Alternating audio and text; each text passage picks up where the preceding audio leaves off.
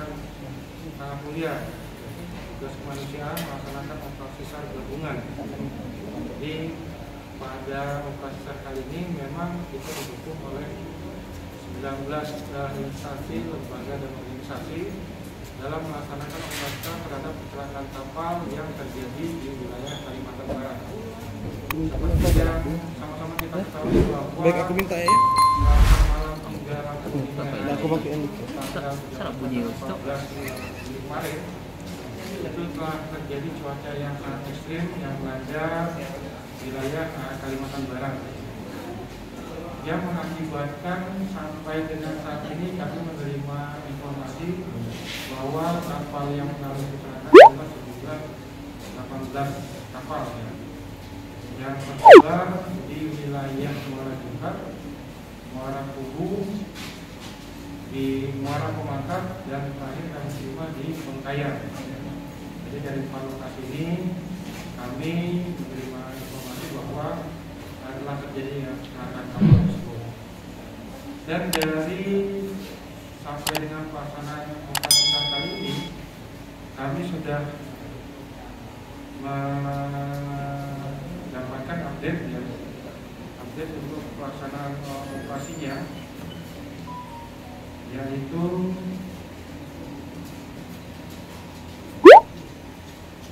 sejumlah 81 orang ditemukan selamat, 42 dalam pencarian, meninggal sebanyak 15 orang. Ini update hingga siang tadi. Dan sebenarnya kami mendapatkan informasi beberapa penemuan pada hari ini, tapi belum mendapatkan informasi karena penemuan tersebut belum ada di unsur atau yang ada di lapangan.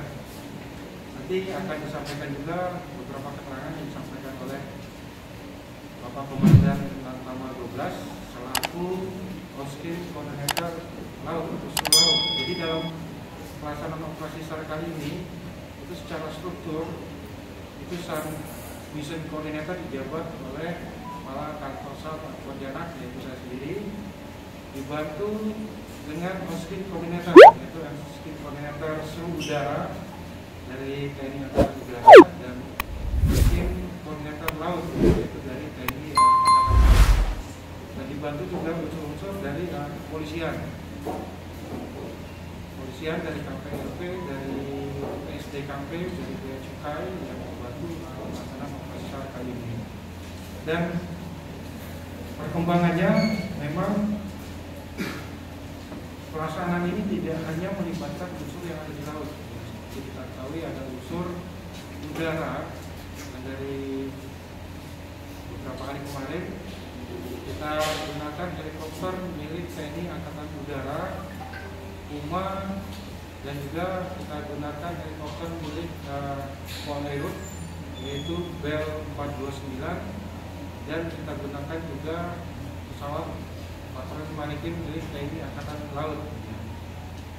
Dan untuk perkembangan update hari ini mungkin dapat disampaikan oleh Oskrim OSC unsur laut, yaitu Bapak Komandan Pangkalan Angkatan Laut atau Bapak Komandan Lantamal 12.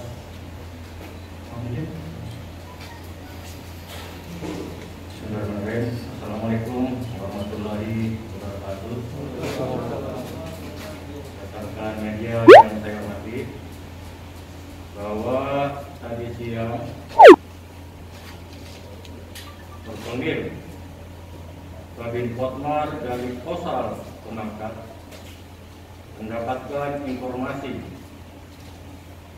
dari nelayan atau nelayan binanya, mendapatkan informasi bahwa kapal motor Pirangga telah menemukan korban tenggelamnya kapal yang akibat cuaca buruk. Dengan adanya informasi tersebut, dan Posal Pemangkat menginformasikan kepada Komandan Satpro Lantamal 12 42 dan satu sudah ditemukan oleh KRI Krawit.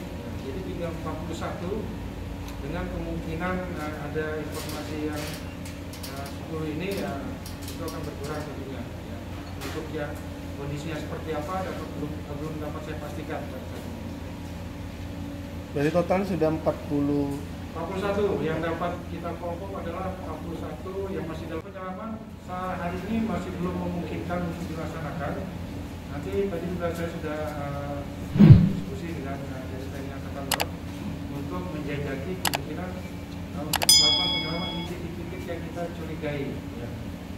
Mudah-mudahan besok dapat direalisasikan untuk pelaksanaan penyelaman ini, karena memang setelah kita dalami itu di sana keruh, ya masih keruh. Beberapa lokasi itu masih terus visibility-nya sangat rendah, ya, sehingga tidak efektif untuk dilaksanakan penyelaman. Untuk besok jadwal pencarian apakah tetap sama seperti hari, karena mengingat besok ada hari raya keagamaan, apakah sampai jam 8 atau tetap jadwal seperti biasa? Untuk pelaksanaan operasi tetap seperti biasa, jadi memang kita tentunya menghormati hari raya keagamaan, tapi dalam pelaksanaan operasi kali ini memang kita laksanakan tidak menunggu, ya, dalam artian sesuai dengan jadwal kita tentunya mengutamakan tugas kemanusiaan ini, ya, sama-sama dalam rangka beribadah juga, ya, seperti itu. Oke. Untuk kendala hari ini, kemudian ada yang bisa disampaikan terkait pencarian hari ini? Untuk kendala saya pikir luas wilayah, ya, dan untuk unsur-unsur ini memang yang untuk bisa menjangkau sampai ke lokasi yang lebih jauh ini memang masih sangat terbatas. Untungnya kita dapat dukungan, ya, dari kapal yang cukup besar dari TNI Angkatan Laut maupun dari kepolisian, dan dukungan dari kapal Banjarmasin dan Pangkalpina akan kita optimalkan besok untuk lebih menuju ke utara, ya, sesuai dengan hasil evaluasi penemuan pada hari ini. Untuk korban mungkin yang ternyata ada diselamatkan oleh warga kampung, mungkin ada arahan untuk melapor segera, karena kan data bisa berubah-ubah nih, karena ada yang baru melapor ternyata lagi dicari ternyata dia masih ada gitu. Nah, mungkin bisa ada himbauan itu juga, benar? Ya. Jadi memang saya menginformasikan pertama pada pihak keluarga korban itu dapat menghubungi posko, terutama untuk posko DPI, karena sampai saat ini masih ada 3 jenazah yang belum teridentifikasi, dan tentunya ini memerlukan data dukung dari pihak keluarga langsung untuk dapat mencocokkan dengan jenazah yang sudah ada, ya. Apalagi ditambah ini dengan adanya penemuan ini, ya, kami berharap keluarga korban yang merasa kehilangan dapat menggunakan datanya di posko DPI, ya. Atau mungkin kalau yang berasal dari luar Kalbar itu juga bisa menghubungi kepolisian atau pihak kepolisian setempat, karena kita ketahui banyak juga nelayan-nelayan ini tidak berasal dari Kalbar, ya, ada dari Jawa, ada dari Jakarta, ya. Itu bisa menghubungi pihak kepolisian setempat, ya, dengan menyatakan bahwa mereka adalah korban, sehingga bisa diambil data atau sampel datanya untuk memudahkan identifikasi. Dan juga kami mengimbau, ya, ini ada juga informasi ada oknum-oknum yang berusaha mengambil kesempatan di balik musibah kecelakaan kali ini. Kami sudah mendapat laporan, ya, ada pihak yang mengaku dari Lantamal 12, ya, yang menghubungi para pemilik kapal untuk meminta bantuan dana untuk operasi, dan juga ada yang mengaku dari Basarnas. Jadi sekali lagi dapat kami tekankan bahwa pelaksanaan operasi SAR ini adalah tanggung jawab pemerintah sesuai dengan undang-undang dan sesuai dengan konstitusi.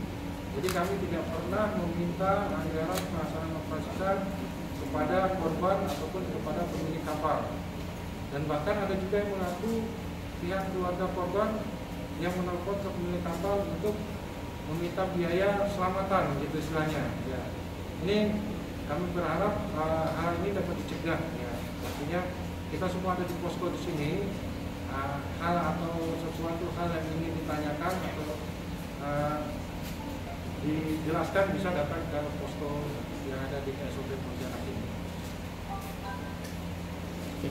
Informasi tersebut, saya memerintahkan ASOP untuk berkoordinasi dengan Pesut TNI Angkatan Laut yang kebetulan saat ini ikut membantu dalam SAR, yaitu TN 235, untuk melaksanakan pemantauan dari udara. Setelah dapat informasi, TN 235 menginformasikan kepada seluruh jajaran unsur laut untuk menuju ke lokasi ditemukannya jenazah ataupun mayat yang terapung. Dan saat ini KRI, ada 2 KRI dari Kelurit sama Kerambit sedang menuju ke sasaran. Dan saya baru 1 menit yang lalu mendapat informasi bahwa KRI Kerambit sudah menemukan 1 jenazah.